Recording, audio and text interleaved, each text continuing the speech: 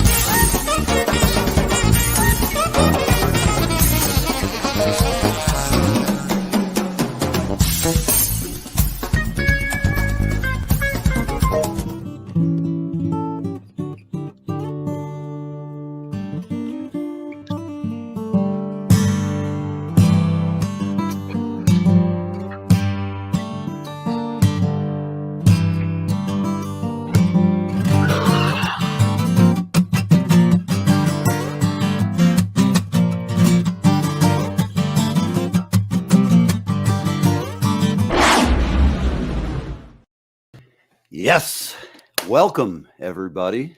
Live with Neve. It is 4 o'clock on the East Coast. We have a great guest today. I'm going to tell you for a brief minute. I'm just going to skim through the bio here in case anybody wonders about credentials and all that stuff. Okay, today's guest is Billy Hulting, and he is just a tremendous musician. And I read his bio and I feel lame. I have to tell you, man, the guy's really a great guy. He started out, he went to California State at Northridge. He got a Bachelor of Music in the studio program. Then right out of school, he was so shabby, 2 weeks after graduation, he went on the road with Maynard Ferguson on the High Voltage 2, which took 6 years, by the way. Then he toured with Japan he went to Japan with Maynard, I believe. He went to, Nina Peoples tour.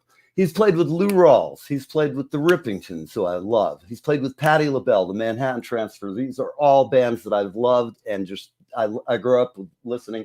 And most importantly, in my book, I love anybody who loves Frank Zappa's music. I love playing it. I love hearing it. And I still annoy my neighbors and terrorize them with it as much as I can. They need a little cultural enrichment. And so that's part of my job.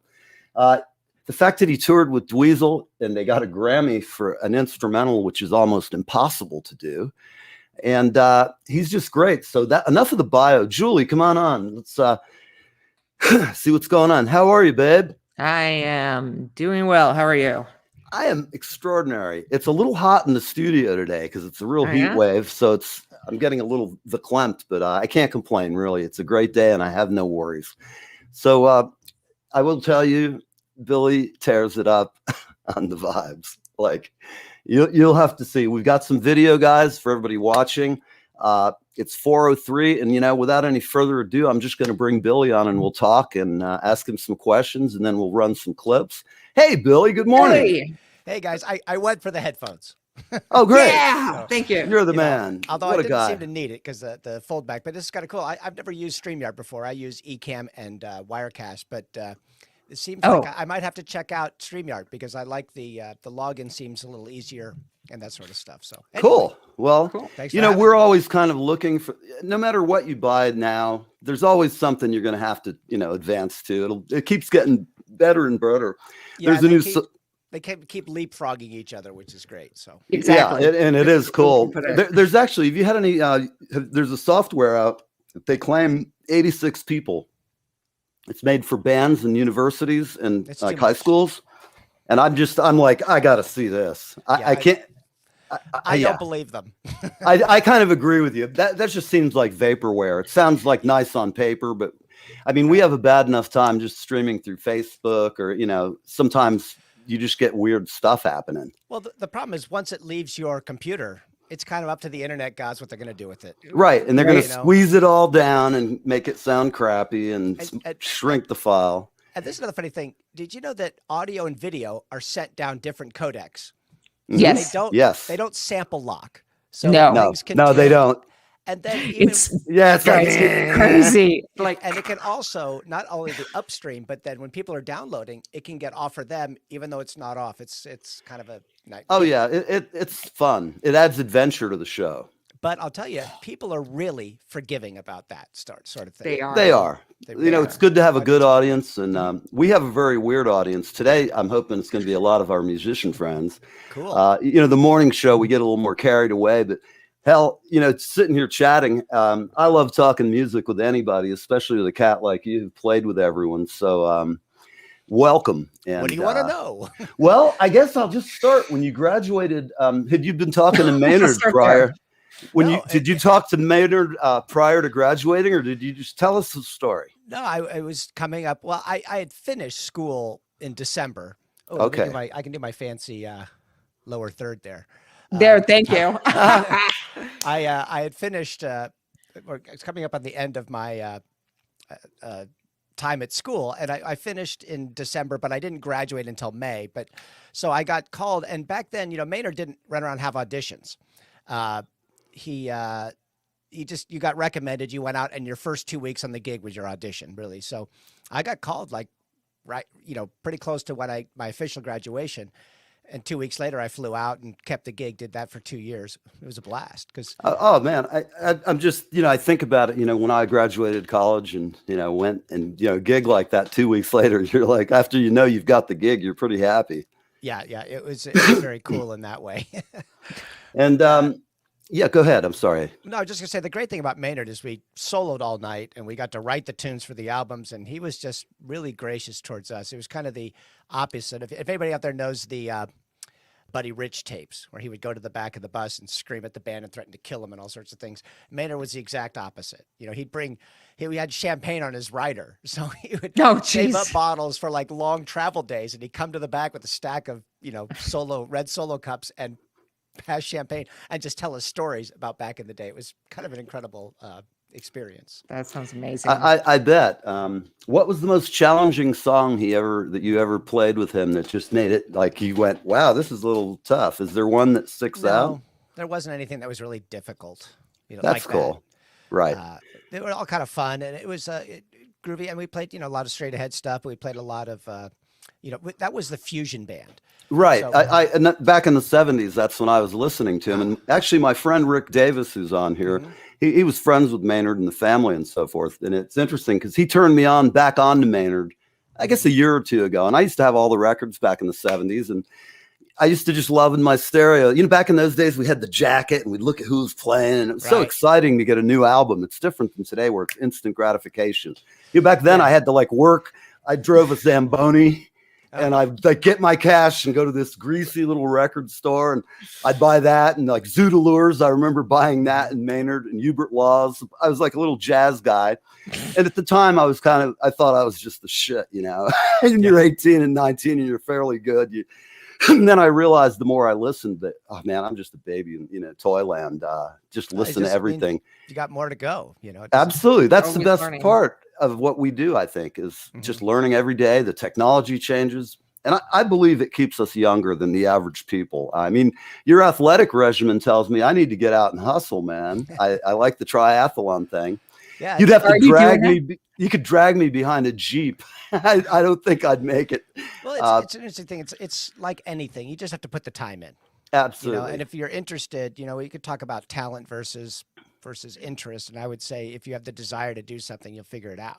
Yes, I agree. And yeah, I do triathlon. I haven't done one in a couple of years. Well, last year because of the pandemic and everything, and this year so many of the races that I do. But in 2015, I did Ironman Boulder, which is a full. Go with your bad self.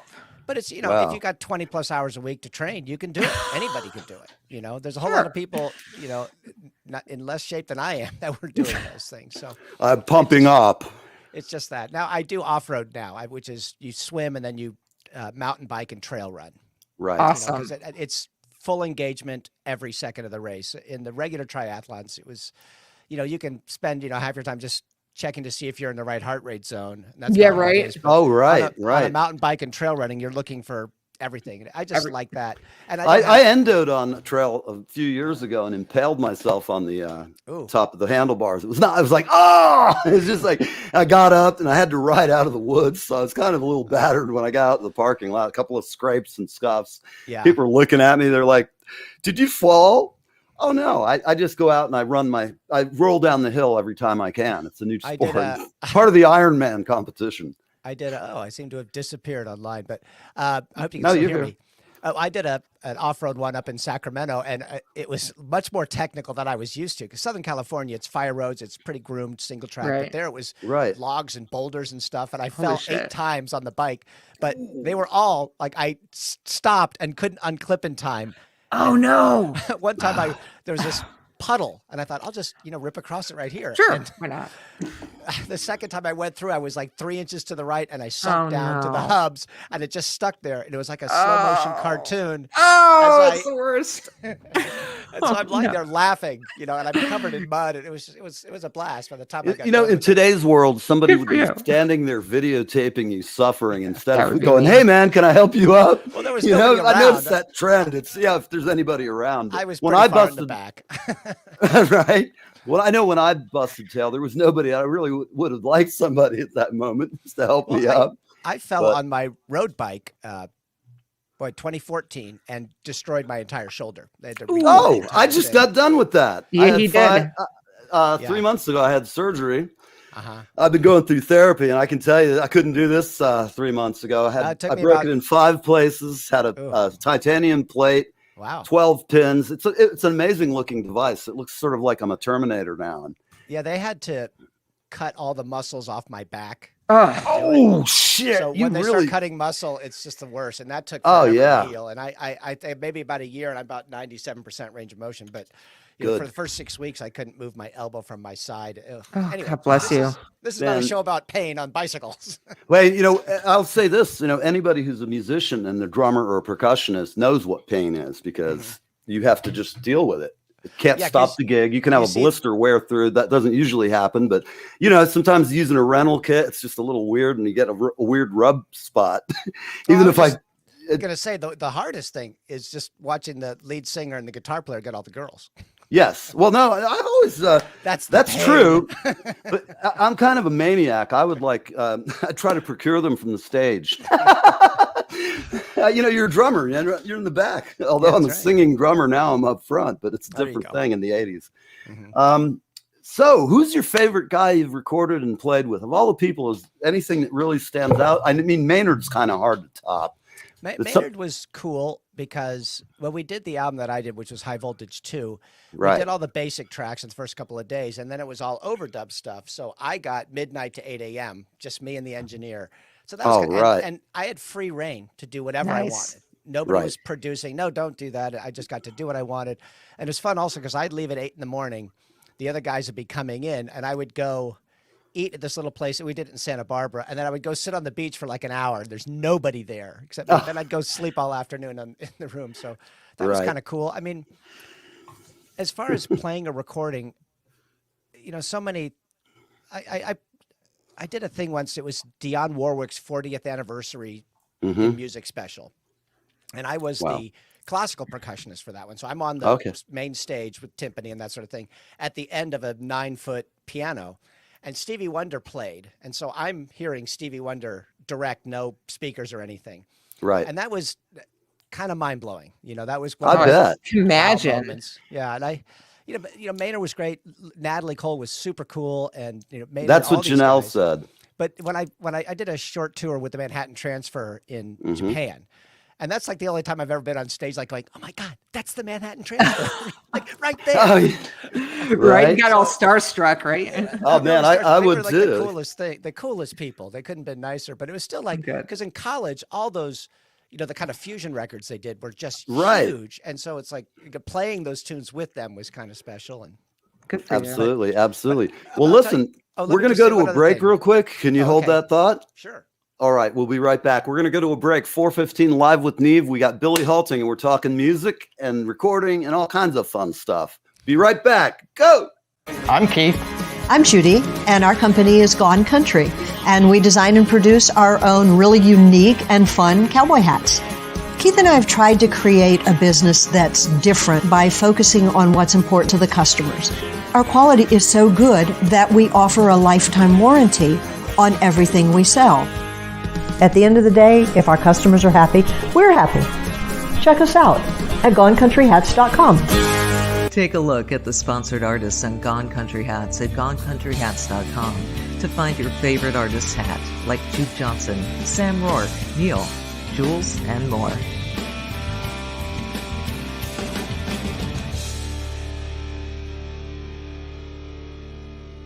Hi, I'm trumpeter Greg Adams, and I'm live with Neve. All right, all right.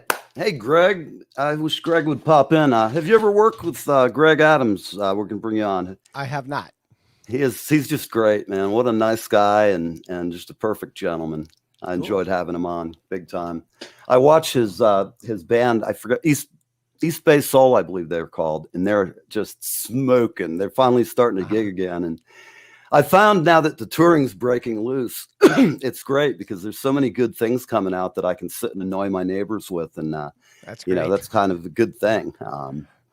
But so getting back to it, you had something on your mind you were going to say right before we went off. And we all the famous people I meet, and it's cool. But I tell you, I remember, weird little things from the road. We when Vegas started going to the mainstream acts.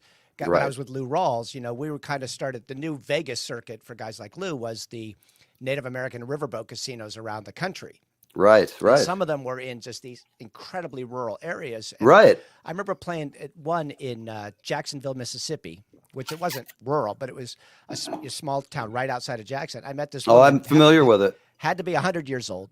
Actually, I've been at that casino, and I was at Peavey. I was there taking a programming class for one of their keyboards, and then for an audio media matrix product. And they bust us up to that casino the first day. I've never seen at night a sadder bunch of people. It was like a Tuesday night. Yeah, but I went in and I was just like, God, man, I couldn't imagine living here, and this is all you got to do. Well, but this one woman I spoke with, she said she was a big fan of Lou Rawls, and she said, I never thought in my life I'd ever get to see anybody because she lives so far away from the stages and it's so expensive. But now all these acts were coming to the casinos, and she couldn't have been happier. And I just thought this was really cool because a lot of those were people that didn't get to see mainstream acts. So now we were kind of going to them before they had to go to Vegas or go to a concert or something like that. So, I met a lot of people like that. They were just the joy they got from seeing their absolutely. I think it is like the one universal language we all have: race, color. I don't care whatever people get hung up on, but and touring with Lou and with Maynard also, we played a lot of small towns and things that were very accessible to the audience because it wasn't a weird thing, Right. So it was fun to really meet a lot of people that were just ecstatic to be there. That was kind absolutely of fun. That meant more than a lot of the bigger crowds of the famous people that I met. Sure. I think in the small towns of America, they kind of starve, especially after COVID, I have to say. I mean, America is dying. Bad choice of words, but everybody's just busting loose. Here at New York, Asbury Park's just down the road, and we've had bands playing, but my friends in Florida have been playing for much longer. New Jersey is always like one of the last places to do anything controversial. We'll just wait till we're the last one. We've got our masks off temporarily. We'll see. I've actually in my back of my head been thinking just about wearing them in public places, just because you never know. They say that we're immune. I've had my shots, but I don't know. Fate has a weird way. You could be the first guy. I don't care. A statistic's only important if you're not the first number, subject zero. But I think it's opening up a lot, and it's exciting to watch all my friends get a little coin in their pocket and enjoy that camaraderie. It's just there's nothing like it. And so, have you been doing any live gigs lately? No, I mean, not out and about. I'm playing the Big Potato in a couple of weeks or in August, I think sometime. But no, everything's been here at my live stream in the studio. And, things are opening up, but it's like tours aren't really going out yet. But, restaurant gigs are happening. And I think, the people that don't understand that all of our work, all of it, vanished last year. And it's, I got a little bit of unemployment and I got a PPP loan to kind of keep my head above water.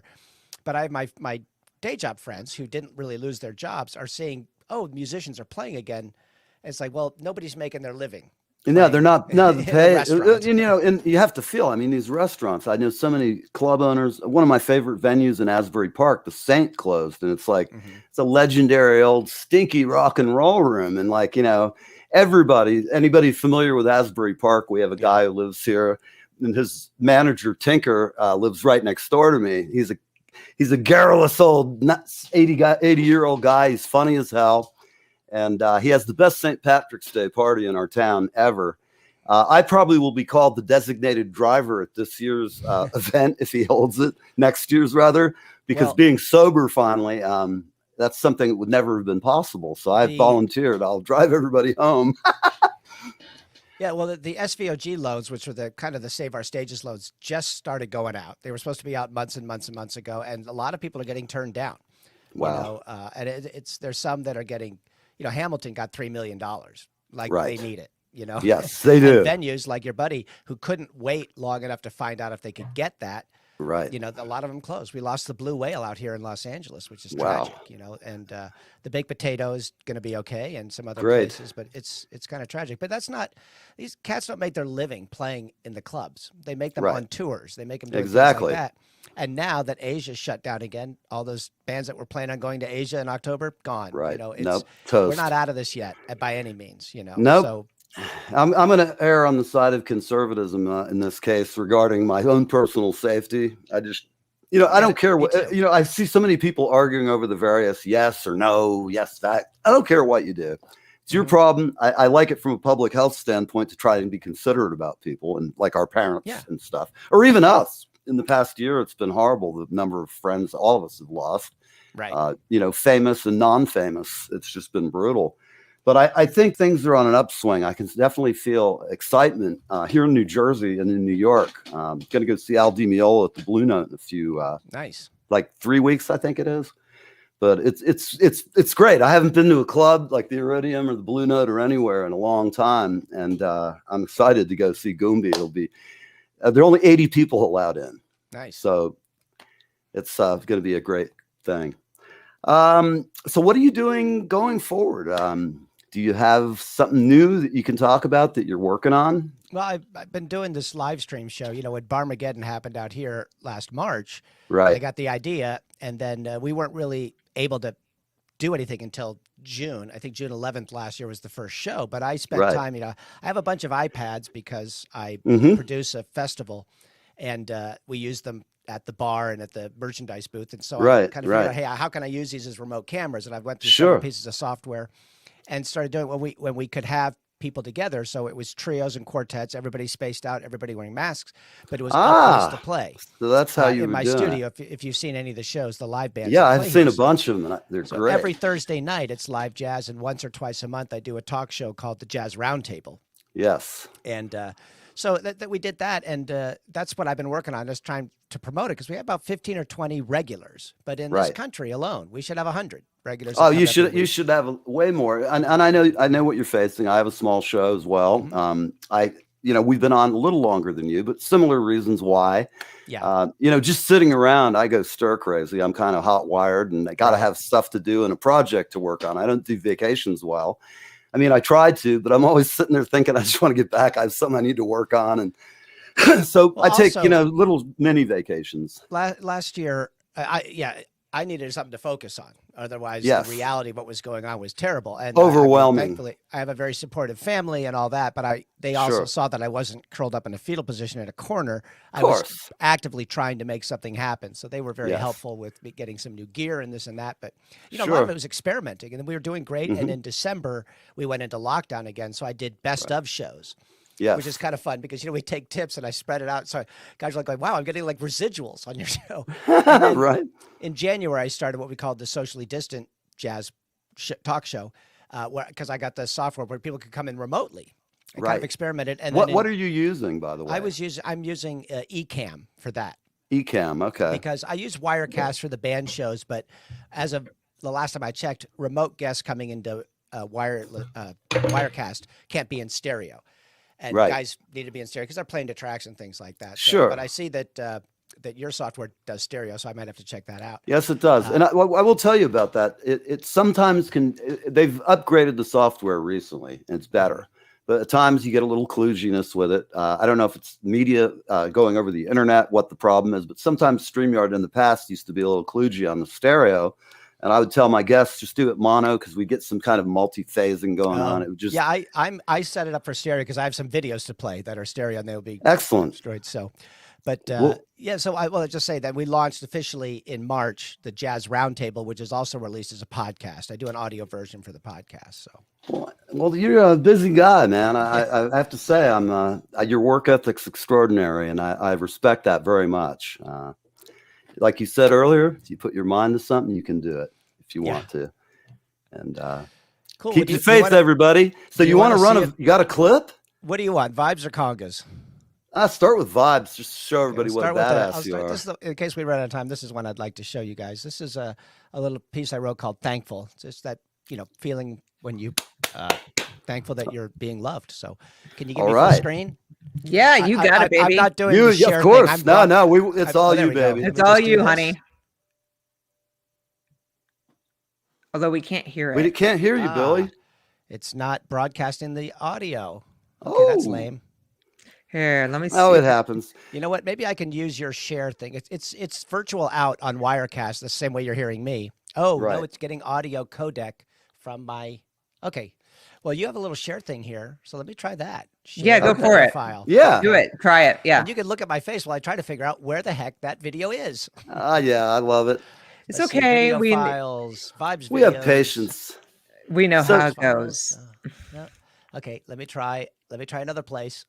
Some of us have been working in broadcasting our whole lives, so kind of still go through this. Yeah. Boy. And Murphy always has a vote in the technical process. Jeez, it's like crazy. I didn't think about. That's okay. Take your time. Don't worry about it. We're going to a break in 4 minutes, so we can just sit here. This is only 2 minutes long. There's plenty. I see the light on his eyes, man. Okay. Here we go. Here we go. Oh, Toby, I'm going to probably cry with you.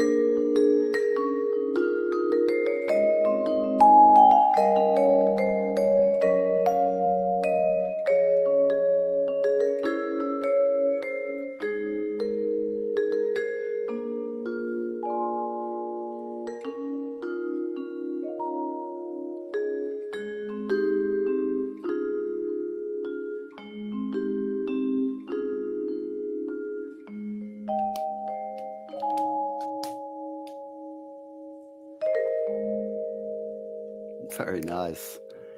All right, man. Gosh, that was just great. I can't tell you how cool that was. Excellent, Billy. Really, really, man. That was cool.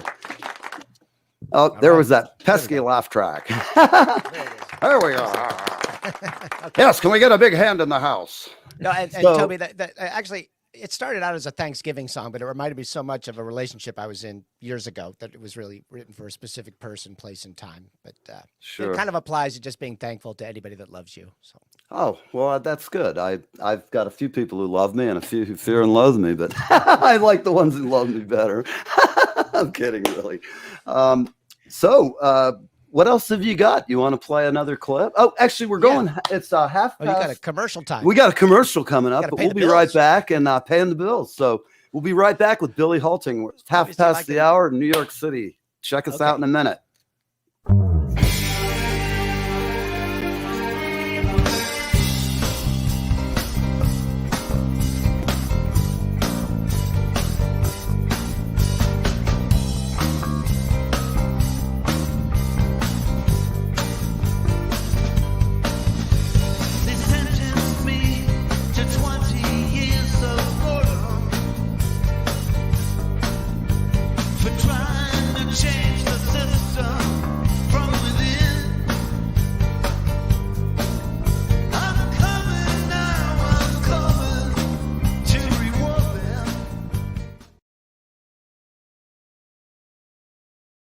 Hi, this is Leland Sklar, and I am hanging with Neve, and I am having the best time of my life.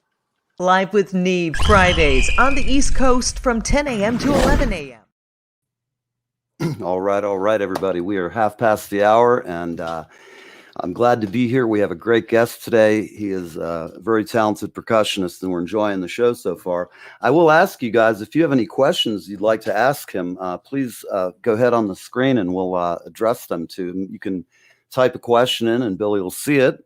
And then we're going to just get back to the show. Let's listen to Billy instead of me. Hey, man. Yeah, I here's a conga video. I think this is the right version. Should I? Okay. Yeah. I go hit for to it. share. Do I just press go or? Yeah, I think so. Yeah. Oh, sure. You approve. Are you sharing this on our software? Here we go.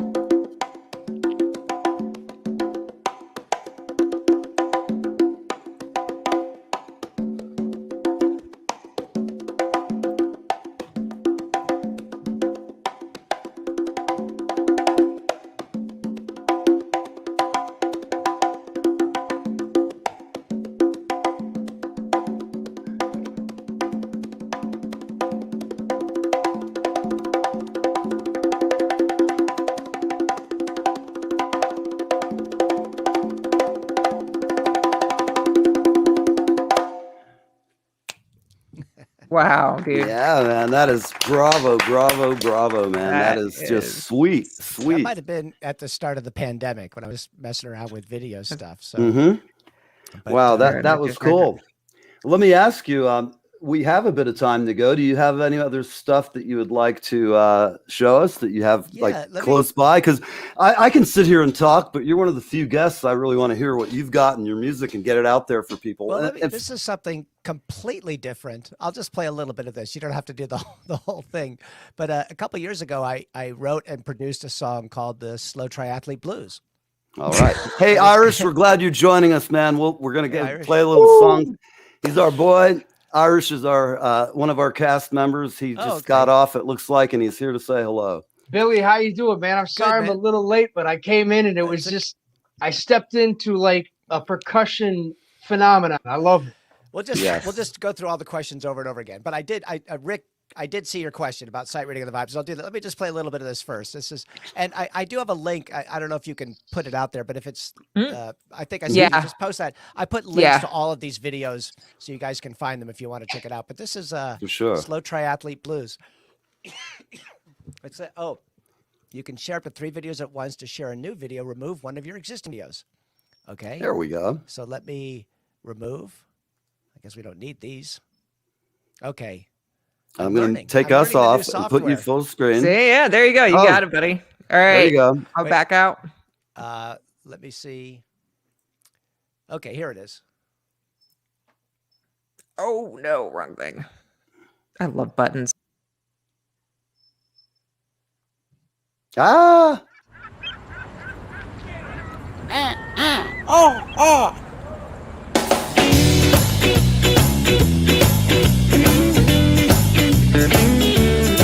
So I dig this crazy sport, it's called triathlon. You know, we swim, we bike, we run, we really got it going on.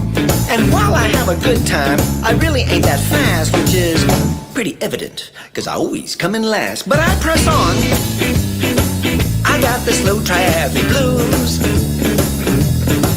You see, no matter how hard I try, it seems I'm always set to lose. Yes, I'm a slow triathlete, but I train most every day, 'cause I'm trying to get faster in every possible way. I got lots of training tales, they're all guts, no glory, but this time I'm just gonna hip you to my race day story. So the starting gun goes off and we all run into the water. I'm feeling pretty good, you know, I'm channeling my inner otter. For me, to swim is always a time of peaceful reflection, until I look up and notice that I've been swimming in the wrong direction. Man, I thought I was in the lead. I got the slow triathlete blues.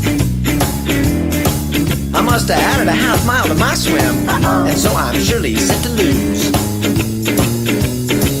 I get to transition one, and this part I really like, 'cause you know it's relatively easy to go from swim to bike, until I notice all these curse words crossing past my lips, 'cause I can't get my wetsuit down past my hips. So I head off on the ride, and I'm not doing really well. You see, my thighs and calves are burning like I'm riding straight through hell.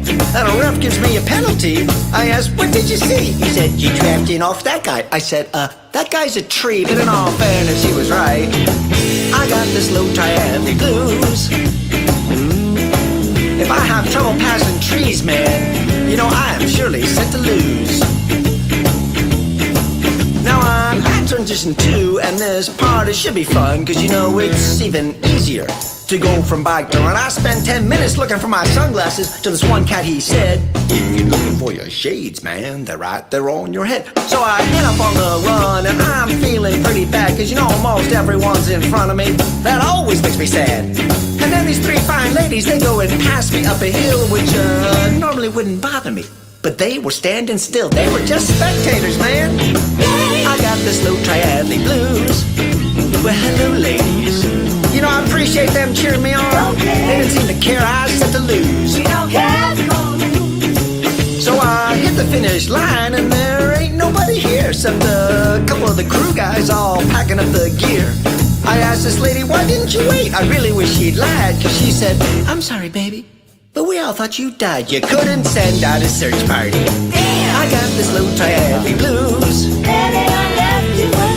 I thought I was sending a PR this time. Instead it seems I was set to lose. I love to swim, bike, and run. I just go at my own pace. If you ever see me out there, I got a smile on my face. And when it comes to race day, you know I go all in, 'cause if I just hit that finish line, I'll consider that a win. I don't have to have the blues. I know that really is my call, 'cause I can't call a loss. No, you can't. If I've given it my all.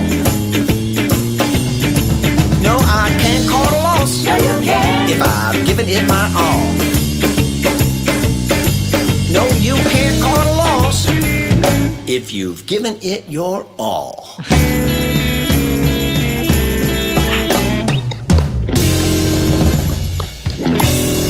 Am I ever gonna win a race?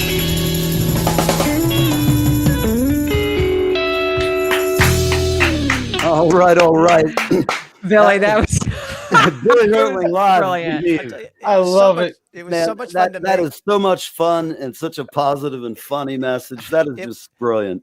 It was just it was It total guerrilla swings so filming, nice. because they were having the Tri Club was having a beach party, and I just said, okay, I need to do this setup, and I just grabbed 12 people to dance in it and say, okay, now we're Oh, just right. did as much as we could that day. Yep, And the guys that's the way that to do it. lip synced me saying, you know, that like the ref and all that sort of stuff, you know, they learned their parts, and then we shot it all, and then I got together on another day and we filmed some more, and then I filmed some stuff on my street. It was funny. I'll tell you, when I watch it, what are the hardest things? You know, when I'm riding the bike and singing, Yeah. I'm not riding at the same tempo the music is going. Yes. Oh, I yes, noticed I know. that. I Because noticed then I that. thought, okay, but it was just, so I'm sitting there trying to ignore my cadence in my feet Right. and sing Oh, the music, man. because it was all shot on an iPhone except the 2 bike scenes from the front. I tied some PVC pipe onto the front of my handles of my bike that went across, and had a little GoPro camera.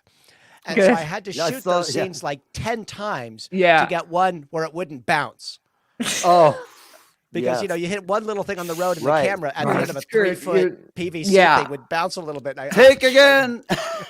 So I'll just do like 10 takes, and one of them has to be good enough. So That's right. That's how I work too. I'm just like, lay them all out. And well, the other thing is, all the other scenes we didn't review any footage. We shot it once or twice, and even with the 12 people there, and when I got home, I was like, I just got to make this work. Good for you. It was a blast, And I'm doing another one. It's been in the work for a couple of years. It's actually the prequel to that. It's all the training leading up to the start of the race, and it's called All Guts, No Glory. Yes, that's beautiful. Man, I can't wait. So anyway, that's hilarious. People think I just sit around playing vibes and congas all day. The wheels never stop spinning. Of course, they never do. 24/7, 365. Yeah, man. That is a great. Really excellent. I'm curious. You edit it? What did you edit with? Final Cut or something? Final Cut Pro. Yeah. Yeah, that's what I figured. Okay. Some of the effects, like the devil thing and all that, that's in motion. It was just like, okay, I have this idea. I have no idea how to do it. Right. And I had to learn Bezier curves to draw the horns, and then, I can change it to red, and I can do this, and I can fade the flames in. It was like, it was such a learning curve, But I know. I'm learning it. It was slowly. But let me show you one other thing. This is the outro to last night's show. We had Don Randy and John DePatty in here. They do I caught from the Baked a bit Potato. of it. But I just want to play the outro so you guys get an idea of all the editing and stuff. Let's see, exports. Sure. I'll totally appreciate it, man. We're live with Billy Hulting. We're getting to hear. He was at the Baked Potato last night.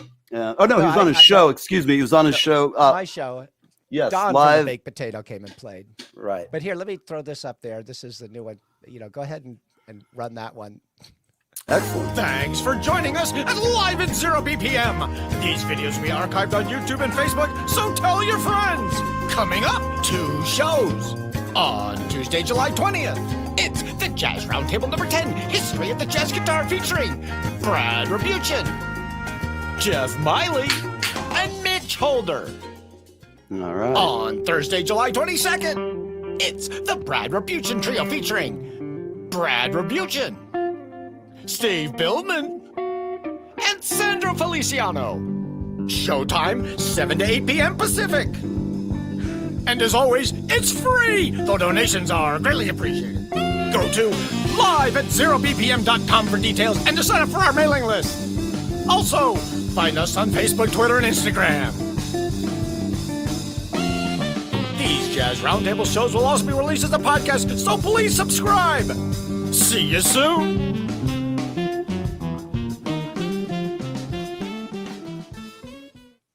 God, man, the funky groove. I love that. That was just gotten that spine going.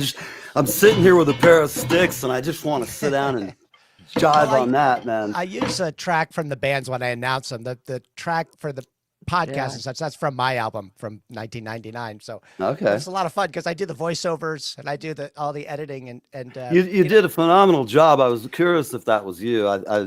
You did a great job, man. Very nice. I have a friend who's an actor. She's like, you should just put something up on Fiverr and just try to sell voiceover in the super happy announcer guy voice, And I thought, right, why not? Because I went on there and all the guys are just like, oh, hey, this is FM Radio Bob, and I'll talk like this, and then the middle of the country voices, but nobody's doing.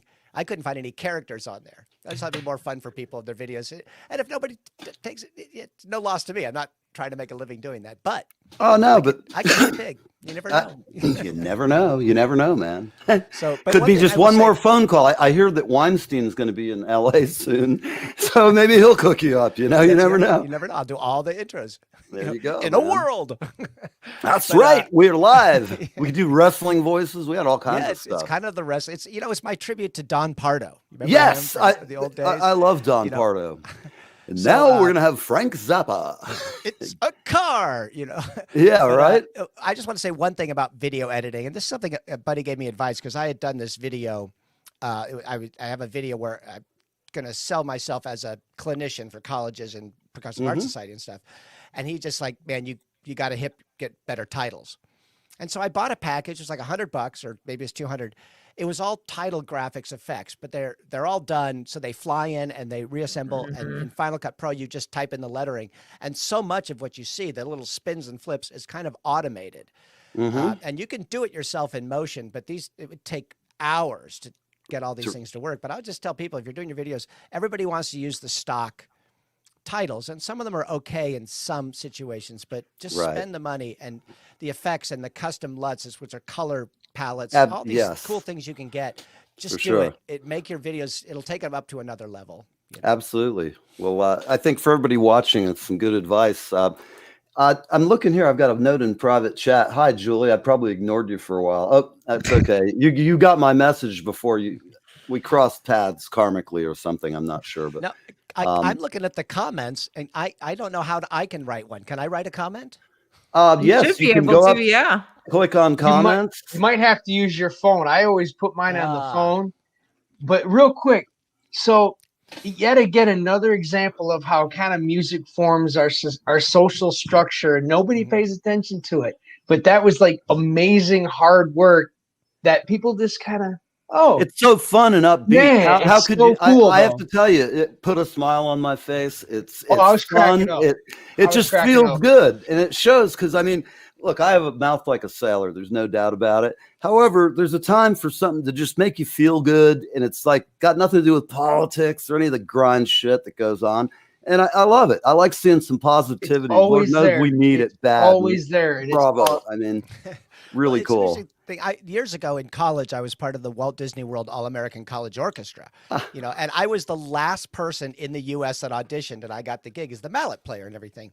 But we had one composer guy. We had a lot of guys from L.A. because it was the first year they'd ever had it. So they invited everybody, and so many people said yes. But this one guy said, you know, he was a TV composer, and a guy came up to him and said, hey, can you produce a TV show? And he said, I just looked at him and said, yeah. And then he walked away, and I called everybody I knew that did it and asked them how to do it. Right. His whole thing was like, just say yes. You know, so yes. when I wanted to do the you video, always have to say yes. I wanted to do the video. It's like, okay, well, we have cameras. I have a studio. I can record it. I can produce this track. Now it's just a matter of video. If you have it in your mind, and I didn't really do. You didn't storyboard it or anything. I didn't storyboard it, but I had. I did a like a dialogue storyboard. Okay. So it's like, you know, I dig this crazy sport. It's called triathlon. You just swim, we bike, we run. We don't got it on. Okay, I want to have the group shot for that, and then okay, when I'm on the bike, I said a line that's like, yes, I'm a slow triathlete, but I train most every day. I wanted that chorus to show all three disciplines. So I said, okay, and then I'm going to end it with let me hip you to my race day story. So that one had to end with the swim one. So that's how the race starts. So I just put it all in this dial. I mean, I went online and said. Dialogue storyboard grid, and just they had some examples. I just put it in Google Docs, and then I could arrange it. And then I had a clear idea. Like today, we're going to do this, and I printed out my shot sheet. Right. And, you know, there's just a way to do these things. You know, yes, organization is the key to everything, and like having good notes, track sheets, or even just an a decision list, an EDL. Because if you don't have it, also. Just for this show, you know, it's like, okay, I want to do a live stream. How do I do it? Let's look up how to do a live stream. It's like, oh, let me try this software. No, let me try this. No, let me try this. Let me try this camera. Oh, can we do remote? All these things. You just have to have an idea, and then you can manifest it. But I know people want to talk about music because that's probably one of the real reasons. No, that's okay. Talk about, you can tell some of the other things. I have free for all here stories to talk about about music. But Rick asked a question about sight reading on the Vibes. And sight reading, like anything else, is something you can train yourself to do. And one simple exercise, if anybody out there wants to know what my teachers did, is they would take like a line of music, and they would just put random dots on it on the different lines with no stems or bars or anything like that. And so you would first set the metronome to 60, or let's say set it to a quarter note is 240, let's say. Right. And then you would look at each note, and once you knew what that note was, you'd look at the next note. So you were playing the first note, and then, I don't know which way the camera's going, but you play the first note while you're looking at the second note. And then the time you're playing the second note, you'd already be looking at the third note. Right. And he says, okay, go through that, and then set the metronome half that tempo. So you go from 240 to 120. Now you're going to look at groups of two. And you would just look at the first two, and it's like speed reading. You'd see what both those notes what were. a great way to be taught. That's amazing. Yeah. Go ahead. And you jump to it, and then you'd lower it from 120 to 90, I guess, a third, and then you would do triplets. So you'd look at groups of three, then you look at groups of four. And it got to a point where you could look at, then when you played actual written music, you would look at beats. So if it was a quarter note, you'd be looking at beat two, and if beat two was 4/16 notes, you just kind of memorize those four. Right. Oops, I keep coming in and out. I hope you can still hear me. We hear you and then, perfectly. And then you look at, so you can start looking at beats, and to a point where sometimes you can look at a whole measure and kind of have it memorized while you're looking for accidentals and weird, difficult things in the next bar, and just go to that. So that's the magic, tricky way to sight read. That's a great lesson for everybody out there. Go to YouTube and listen to this. It's like a free music lesson for you. People, what was I just thinking? It's like anything else you want to do. You got to put the time in, right? Yes. So I play with 4 mouths when I play vibes, and people say, "Oh my God, how do you do that?" And the answer is, you just have to spend most of your life not doing much of anything else. Yes, that's true. I have the Tour de France on over here on one of my screens. I got like 9 screens in this room. I love it. People are like, "Oh my God, they're amazing." Like, well, if all you did since you were 12 was ride a bicycle 10, 12 hours a day, then, you'd be Lance Armstrong. Yeah. No, you'd be this guy, Taddy Bagacic, who's just unbelievable. He's 22 years old. Anyway, yeah, Tour right. de France is the most amazing. It is. It just blows me away. Of the year. Gosh, I mean, I had grueling. a teacher at a summer music camp who said, how many of you have said, "I'd give anything to play like that"? And like everybody raises their hand. He says, "Okay, practice 12 hours a day." And everybody's like, "Oh." Yep. He said, "You said anything. You said you'd do anything." And that's the reality. You just have to have the interest and the desire. If you can, I don't care if you're talented or not. If you can sit your ass in front of your instrument, fake it and learn to be talented. 5 hours a day. Right. They say that if you spent 7 minutes a day reading a specific subject, in 2 years, you'd know as much as 90% of, you'd be your understanding would be like greater than 90% of the public. So it's just a matter of start now. Do you like to read? I used to read a ton, and I find it hard these days, especially last year. It's survival mode. Just like, what can I do? Can the live stream help me, buy new socks? And it's so, everything I kind of geared towards moving forward. And I also, I make my living now. I direct these music workshop camps for a company, and we do them for, guys like Steve Vai and Joe Satriani and Tommy Emmanuel and stuff like that. Cool. And we're solvent this year. We made it through that year. And so the company, and that's taken some of that financial worry pressure off. Great. So now I'm sitting there thinking, well, I can actually, I get to work on my trio with Larry Steen and Chris Wavich. We wanted to do some more stuff, but now it's like, I don't feel that invisible hand squeezing down on me. So I can now put more creative effort into the live streams, the intros and outros. I did a really funny merchandise commercial when I was in a neck brace. I had 4 vertebrae fused last year. Ouch. And I shot this whole commercial and did the voiceovers with the neck brace and a mask on. So it's but just trying to find creative ways to just do things. And now it's like, okay, now I can kind of get back to that. I can kind of get back to more serious training. I still exercise during the break, but I didn't really, after about 6 months, when it was like, how long is this going to go on? Some of that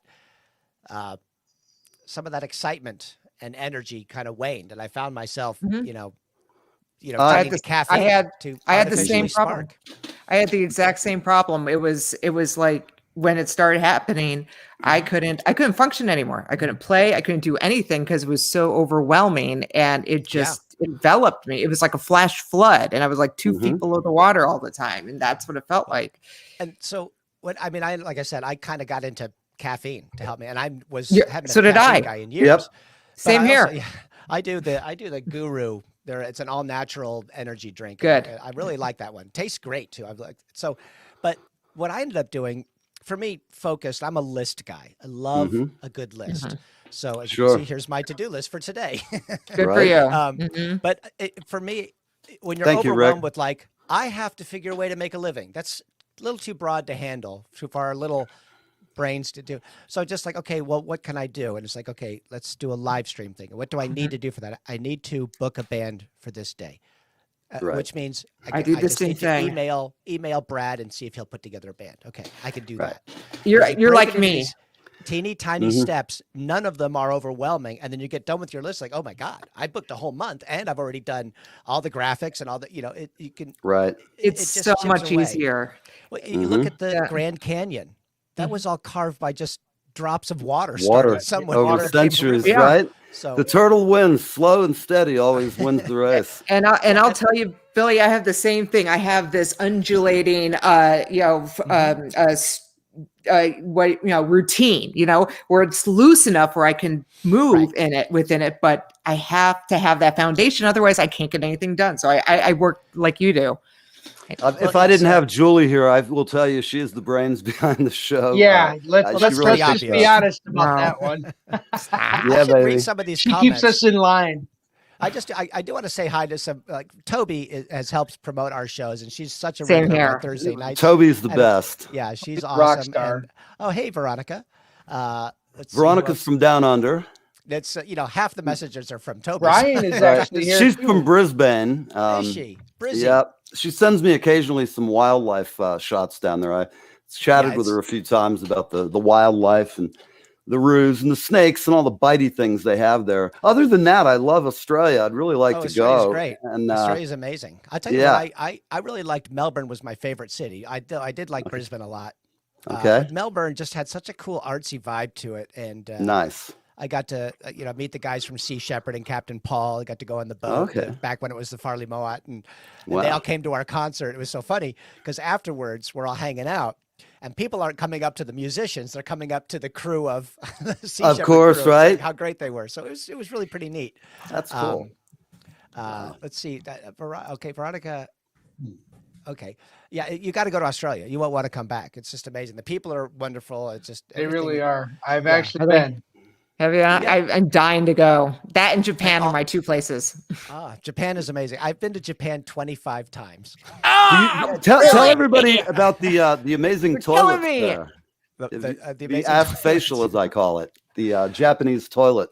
Well, it's actually a lot more clean and healthier for you, and actually easier to use. It's just absolutely it's basically like a hole in the ground, and you squat over it. But it's just they're magical. And the hotels with the Western style toilets, they got heated rims. That's what I was talking about. Music playing and 17 types of bidet sprays and stuff like that. But right.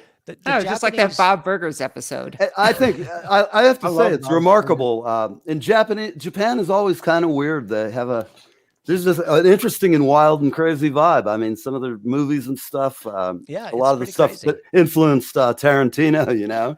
But I went. The ultimate fan. I went over there the first time with the college wind ensemble.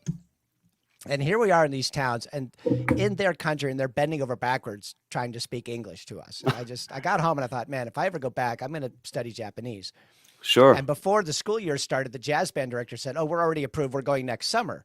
So I took a year of Japanese in college for my foreign language. And man, what a difference. And I couldn't do that much. I could say where we're going, where we're coming from. I could order, but I could read most of a menu because I knew, I knew both the phonetic alphabets and I knew about 100 of the kanji, which are the Chinese characters. The characters, Get around and find things I knew, and I could find my way in a subway and stuff like that.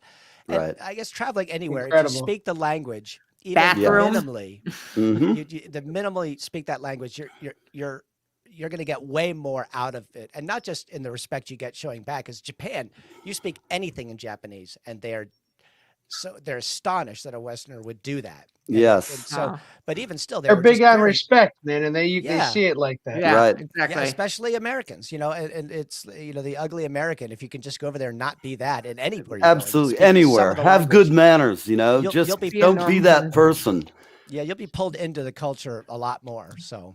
Sure. Absolutely. I'm kind of a nerd and I bring a book with me everywhere I travel. I get a book before I go about the history and the culture and the stuff to do, and kind of have a game plan of, I'm like last I was in Berlin, I was running around every weekend looking for something cool to do within, driving distance or train distance of Berlin. And it was great. I had a blast. For everybody watching, we got 2 minutes out, Billy. And I just have to tell you, thank you for coming on. It's been a great show. Your videos are great. I have to tell you, I want to call you back quarterly or something just to see what you're up to. We didn't even scratch the surface of all of my music topics. Yeah, there we go. I know. I mean, gosh, you're going to have to be like one of our online correspondents. No, I'm kidding. You're just fun. Great. I really appreciate you coming on. And very talented, man. Very talented. Thanks. Yeah, and I would love it if everybody could just check out live at ZEROBPM, and that's ATZEROBPM.com, because we're doing these jazz shows, and we're like you guys, we're tip based 100%. We don't have any sponsors or anything like that. So it all makes a difference. Support live music. The hashtag on my shirt, I don't know if you can see it. It's just says support live music. So and definitely it makes a difference. And you know what, when you're tipping, no amount is too small. You know, absolutely. you know, if you can do $2, if you can do $5 for these, you know, do it. It makes a difference because it all adds up. So even I'll tell you what, even getting $5 from someone is just nice. It really makes we people. have a couple of regulars that tip, and one guy, you know, tips $5. It's like, great, that's what he can do. And then exactly, $25. It's like, that's what he can do. It's they all are the same to me. You know? While we're talking money, we're going to get out of here. But remember what he said, tip us too. We're tip supported, right. Have 1 or 2 sponsors, and we do this for tips, and no dollar amount is too small. Hell, I'm good with pennies and quarters. Pennies and quarters, you never know. It all adds up. I'll take it. It all adds up. It's like if interest. you tip a lot today, they'll have me back sooner because I got stories. There you go, man. Hey, Billy. I love that you book about it. You're a living ambassador to the Live with Neve show. All right, man. Listen, we're going to see you next time. Everybody, it's 5 o'clock. I hope you have a great weekend. We're out of here. It's Live with Neve. Goodbye.